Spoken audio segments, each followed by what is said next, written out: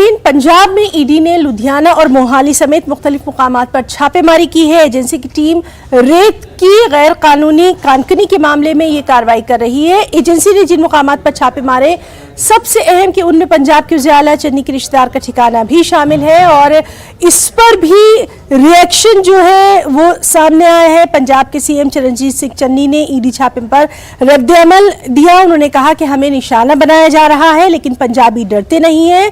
उन्होंने ये भी कहा कि पार्टी और मुझे दबाने की कोशिश की जा रही है।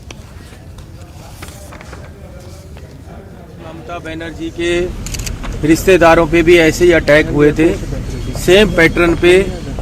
अब पंजाब में ईडी प्रेशराइज करने की कोशिश कर रही है, परेशानी दे रही है, हर तरीके से दबाव बनाया जा रहा है। खाली एक मंत्री पे नहीं, मुख्यमंत्री पे नहीं, हर कांग्रेस के वर्कर पे दबाव बनाया जा रहा है।